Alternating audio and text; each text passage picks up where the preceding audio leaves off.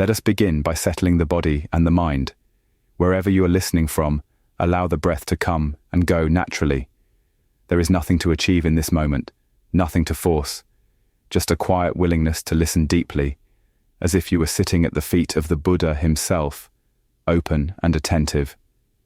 Today we reflect on the Kassapa Sīhanāda Sutta, a discourse found in the Dīgha Nikāya, the collection of long discourses. This sutta is powerful, yet subtle. It speaks with the voice of a lion, not through loudness or domination, but through clarity, fearlessness, and truth.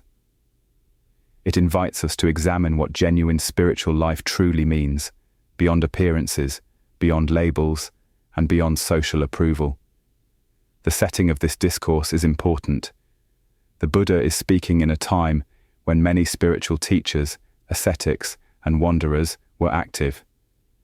Some lived austere lives, wearing rough robes, eating little, and practicing severe disciplines. From the outside, such lives looked impressive.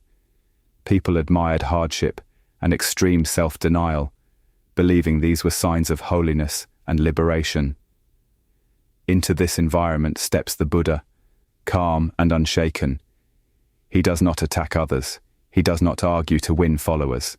Instead, he speaks clearly, like a lion's roar, declaring what truly leads to liberation and what does not. This is why the discourse is called a Sīhanāda, a lion's proclamation.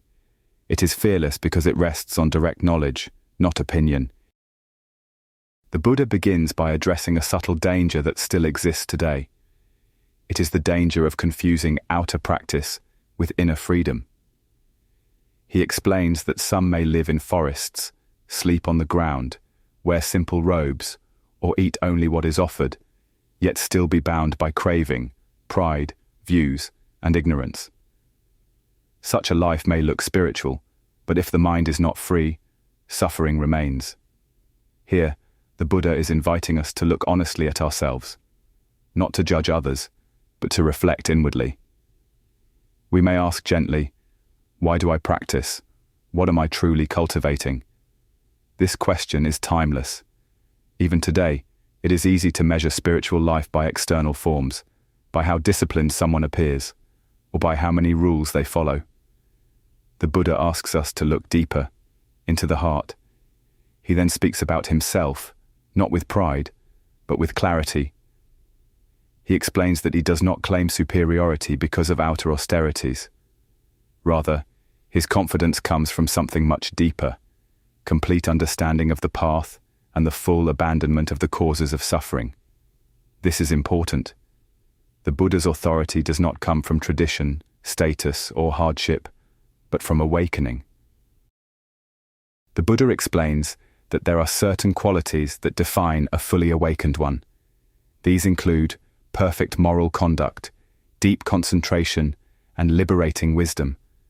But more importantly, they include the complete ending of greed, hatred, and delusion. Where these roots of suffering have been uprooted, there is true freedom. In simple terms, the Buddha is saying this: suffering does not end because we punish the body. Suffering ends because the mind is understood and freed.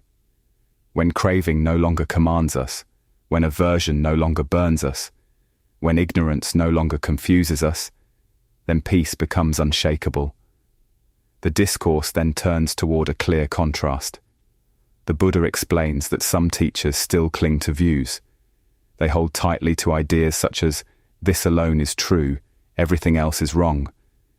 Because of this clinging, they fall into disputes, arguments, and restlessness. Their minds are not at ease. Even if they live in isolation, they carry conflict within them.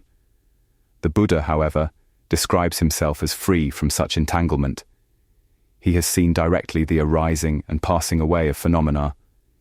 He understands how craving leads to suffering and how letting go leads to peace. Because of this understanding, he does not need to defend himself or attack others.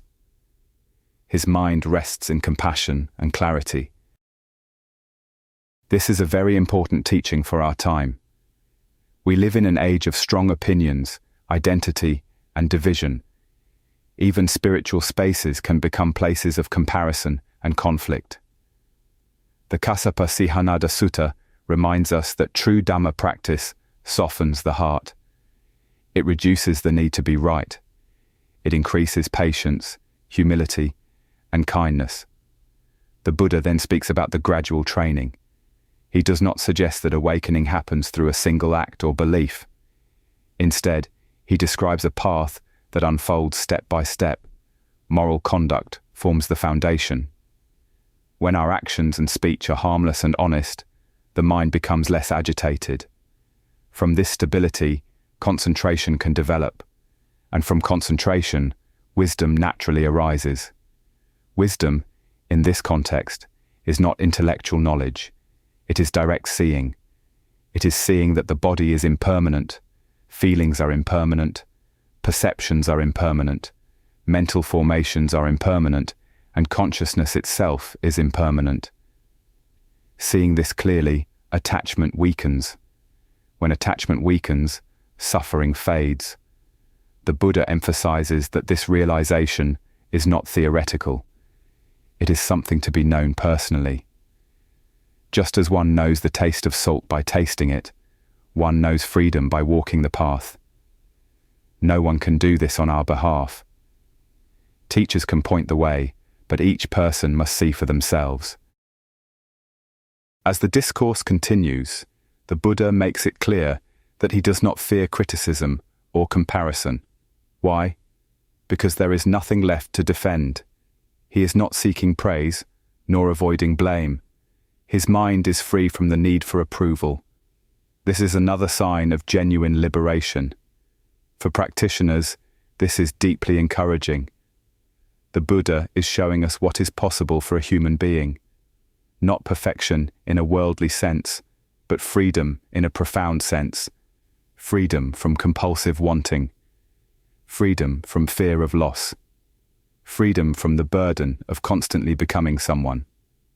The Kassapa Sīhanāda Sutta also gently corrects a common misunderstanding. Liberation does not mean withdrawal from responsibility or indifference to others. On the contrary, when the heart is free, compassion flows naturally.